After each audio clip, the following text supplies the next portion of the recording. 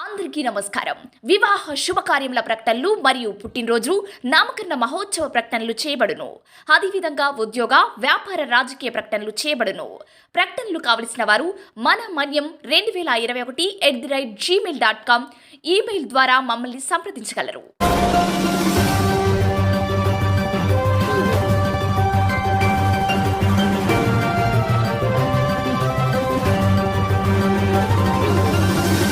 మన మనీ న్యూస్కి స్వాగతం.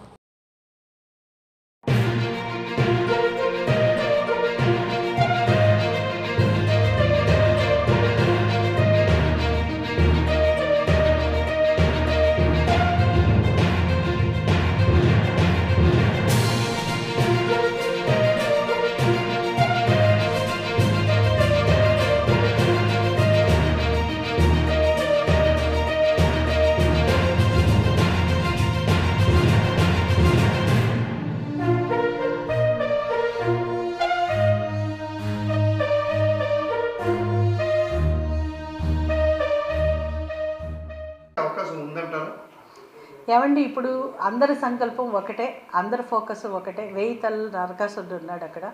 ఆ నరకాసురు వధ అన్నది 100% అందరూ కూడా చూస్తుంది. ఈరోజు ఏ విభేదాలు కూడా మా గెలుపుని ఆపలేవు. ఎందుకంటే అందరూ కూడా ఒక కామన్ ఇంట్రెస్ట్తో, కామన్ గోల్తో ఈరోజు జగన్మోహన్ రెడ్డిని ఇంటికి పంపించాలన్న సంకల్పంతో పనిచేస్తున్నారు. మీరు దేశంలో ఎక్కడ చూసినా నరేంద్ర మోడీ గారి హవా నడుస్తుంది. ఈరోజు మోదీ గారు పెద్దన్న రూపంలో మన స్టేట్లో ఒక బాధ్యత తీసుకున్నారు. ఖచ్చితంగా కూటమి సక్సెస్ అవుతుంది. ఈ విభేదాలు ఏమీ కూడా ఇదంతా పాసింగ్ క్లౌడ్స్. డెఫినెట్గా ఏ విభేదాలు ఉండవు. అందరూ కలిసి పనిచేస్తారు. అందరూ కూడా గెలుపు కోసం కృషి చేస్తారు. Thank you. చాలా విషయాల్లో అట్లాగ ఉందండి. ఎందుకంటే 2014 నుంచి 19 వరకు మనం తెచ్చుకున్న సంక్షేమ పథకాలు కానీ, అభివృద్ధి పథకాలు కానీ అక్కడితోటే ఫుల్ స్టాప్ పడిపోయినాయి. ఇప్పుడు స్వచ్ఛ భారత్ అన్నది ఉన్నదంటే అసలు స్వచ్ఛ భారత్ అన్నది ఒక్క టాయిలెట్ కానీ, ఒక్క అడుగు ముందుకు కానీ ఈ 5 సంవత్సరాల్లో ముందుకు వెళ్ళలేదు. అట్లాగే మనం చెప్పాలంటే అంబులెన్సెస్ మీరు చెప్పినట్టు 27 అంబులెన్సెస్ ఇవ్వడం జరిగింది. అందులో 3, 4 తిరగడం చూస్తున్నాం. మిగతా అన్ని కూడా కనీసం డ్రైవర్లు, పెట్రోల్ కూడా అవకాశం ఇవ్వకుండా అవి కూడా మూలన పడి పాడైపోయిన పరిస్థితుల్లోకి వెళ్తున్నాయి. ప్రభుత్వం చాలా వరకు గిరిజన అభివృద్ధిని కంప్లీట్గా నిర్లక్ష్యం చేసింది. ఎందుకంటే సప్లాన్ నిధులు కంప్లీట్గా దోచుకుంది, డైవర్ట్ చేసేసింది. అలాగే ఇప్పుడు వరకు గిరిజన అభివృద్ధికి తోడ్పడిన ట్రైకార్ లోన్లు కూడా ఒక్కటి కూడా జరగకపోవడం మనం చూస్తున్నాం. అండ్ 25,000 కోట్లు ప్రతి గిరిజనుడికి ఒక గృహం కల్పించాలి, ఒక గిరిజనురాలు ప్రతి ఒక్కరికి కూడా ఒక గూడు కల్పించాలి అన్న దృక్పథంతో ఇచ్చిన నరేంద్ర మోడీ గారి ప్రభుత్వం ఇచ్చుంటే ఈ రోజు వరకు ఒక్క గిరిజనులకు కూడా ఒక్క ఇల్లు కూడా ఈ 5 సంవత్సరాలుగా రాని పరిస్థితి మనం చూస్తున్నాం. అలాగే ROFR పట్టాలు ఒక్క పట్టా కూడా ఇవ్వలేదు. సో ప్రభుత్వం ఈరోజు సెంట్రల్ గవర్నమెంట్ ఇచ్చిన ప్రతి కార్యక్రమాన్ని కూడా గిరిజనులకి చేరకుండా నిర్వీర్యం చేసేసింది. మీరు చూస్తే సర్పంచ్ గ్రాంట్లు ప్రతిదీ కూడా లాగేసుకున్న పరిస్థితి చూస్తున్నాం. ఉజ్వల్ యోజనలో లైట్లు ఇచ్చినా కూడా లైట్లు కరెక్ట్గా పనిచేయకపోవడం, వాళ్ళు దాన్ని కూడా ఎక్స్ప్లాయిట్ చేయడం వల్ల ఇంకా చివరికి పాలు ప్యాకెట్లు కూడా ఎక్స్పైర్ అయిపోయిన పాలు ప్యాకెట్లు ఇచ్చి ప్రజలు మోసం చేస్తున్న పరిస్థితి ఈరోజు చూస్తున్నాం. ఎందుకంటే కేంద్రం, రాష్ట్రం రెండు సమన్వయం చేసుకుని ముందుకు వెళ్ళినప్పుడే మనం అభివృద్ధిని కరెక్ట్గా అందించగలిగే పరిస్థితి ఉంటుంది. ఈరోజు కూటమి ప్రభుత్వంగా వస్తున్న 3 పార్టీలు కూడా ప్రజల కోసం పనిచేస్తాయని నేను విశ్వసిస్తున్నాను.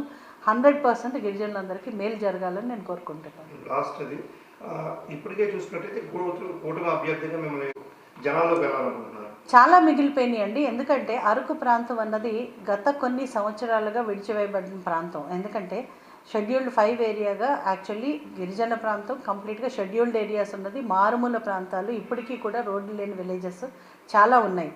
మనం సాధించింది 100% ఎలక్ట్రిఫికేషన్ నేనున్న టర్మ్లో సాధించాము. అలాగే హైవేస్, రోడ్లు చాలా వరకు సాధించుకున్నాం. కానీ ఇంకా రోడ్లు లేని గ్రామాలు కొన్ని వేల గ్రామాలు ఉన్నాయి.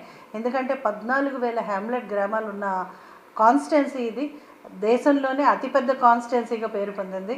కాబట్టి ఈ కాన్స్టిట్యున్సీలో చేయవలసిన సేవలు ఇప్పటికీ కూడా మినిమం ఎమ్యూనిటీస్ లేకుండా, సరియైన ఆహారం, సరియైన భద్రత లేకుండా మారుమూల గ్రామాల్లో తాండాల్లో ఉన్న ప్రజలకు కూడా నరేంద్ర మోడీ గారి సంక్షేమం, అభివృద్ధి చేరాలన్నది నా లక్ష్యం.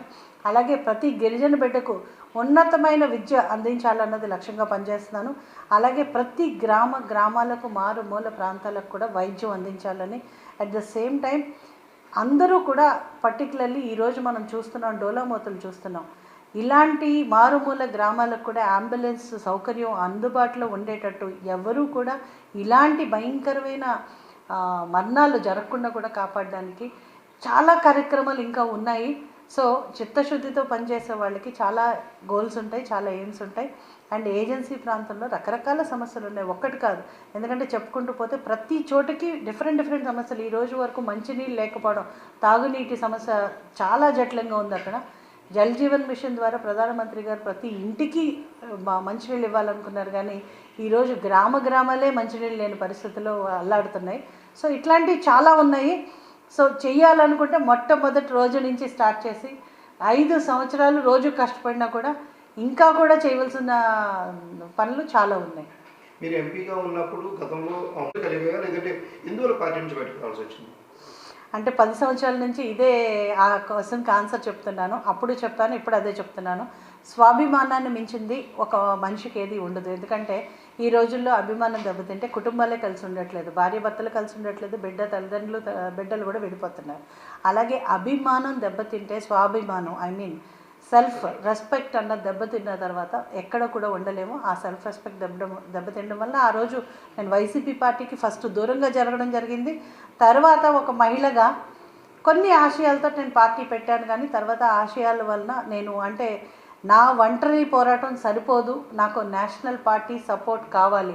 ఎందుకంటే నరేంద్ర మోదీ గారు ఏదైతే సంకల్పంతో ముందుకెళ్తున్నారో ఆయనతో పాటు నా కృషి కూడా జోడిస్తే డెఫినెట్గా ప్రజలకు మంచి చేస్తాను అన్న ఒక నమ్మకంతో నేను పెట్టిన జనజాగృతి పార్టీని బీజేపీలో మర్జ్ చేసి ఈరోజు బీజేపీలో కూడా వైస్ ప్రెసిడెంట్గా ఉన్నాను.